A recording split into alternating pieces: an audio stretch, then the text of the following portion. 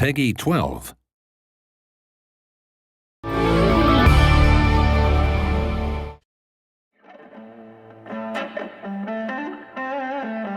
We've got a pretty good crew.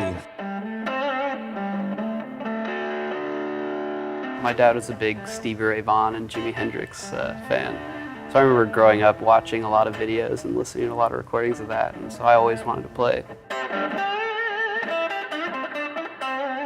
I started when I was 13, 14, playing bass, come from a really musical family. My first involvement with music was in church. I studied percussion from middle school through college, actually, and played tuba. Picked up guitar in middle school because we had an acoustic laying around. A friend of mine had a bass. I actually wanted to play bass at first, and then he told me, no, I'm the bassist.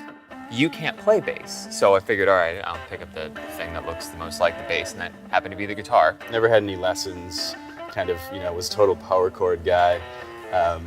Was in like a Nirvana cover band, all that good stuff.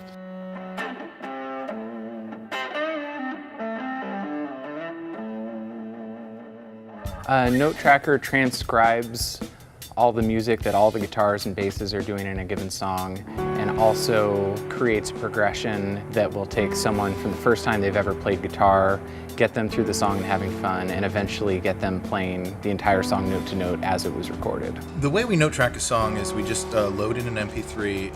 The game just knows what the notes are. And then we just sit back for 2 weeks and do nothing. No, for real, it's actually a very time-consuming process. It is quite the endeavor. We get official assets from the licensors. We get the audio file, and then we have to first tempo map. It's beat mapping. And once we're done with that, we have to sit and listen to the recording and track every single note in every single position. And it takes a considerable amount of time. Then we enter into a review process. We use all the tools at our disposal to get it right. And then we go in and polish, and double check and re-review, and come back and do it again. And that's really where all of this experience that everybody on the team has comes into play. We got guys who come from a strong jazz background. We got guys who are heavy into heavy metal. We got guys who are studio technical guys who know how to go in and make a record, make it sound super pro and polished. We come from the conservatory setting ourselves, mostly. We both studied composition. Born on the Bayou, not a technically difficult song to play, really straightforward, but it was really, really hard to note track because it's this kind of loose, strummy style of playing. There's this sort of difficult balance you have to reach between like, okay, here's exactly what's going on note for note in the song, versus here is something that it makes sense to teach a person to play. Something we've really tried to do in both games, but especially in Rocksmith 2014, is to make it one global, unified sound experience. And the audio design really has a lot to do with gluing that all together. At the end of the first game, we were, again, looking for ways to make it better. And one thing that we wish we would have done more is kind of give somebody more of a space to learn how to improvise and kind of create their own sound. And so we thought, well, what if we make AI musicians? So we started with a drummer. We started with just one drummer that, when you played some stuff, the drummer listened to you and played along with you. The next step was we made a bassist and a guitar player and organ player. We kind of saw like, yes, this is the arena we were talking about. So that's what session mode is. In our audio engine, we actually made a sampler. I said, well, there's no way I can do all this. This is ridiculous. It took me 2 days to do one riff, and we need like thousands. Immediately did I realize that we needed composers. And so we got 6 guys. They make all the riffs that are gonna power the sampler instrument. We had this big sheet of all of the different instruments that we're going to be writing for. There'd be an example of like a song or a band and a song title or something to look at.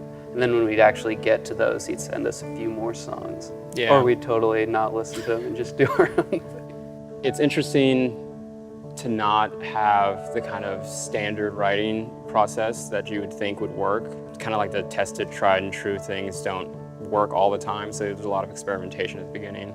Like I remember I was working on the blues guitar, and there were things for when it would play chords.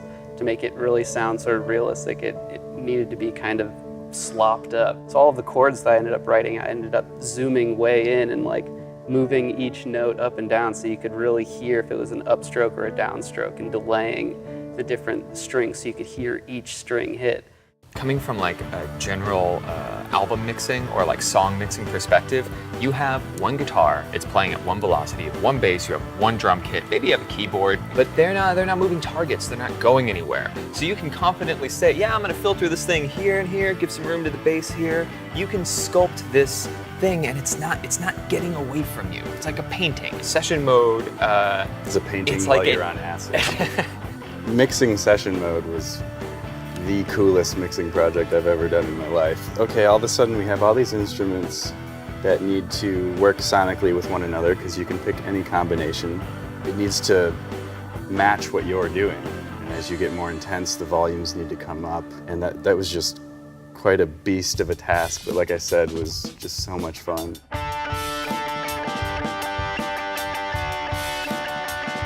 There's a lot of people who know a lot of different things about a lot of different areas of music, and there's also a shared common vocabulary about music so that we can all talk and understand and know what we're saying and communicate that to the players so that they understand how musicians talk to each other.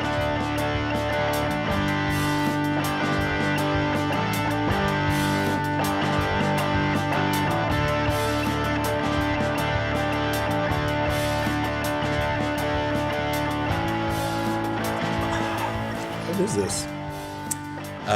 Mine is not Scotch.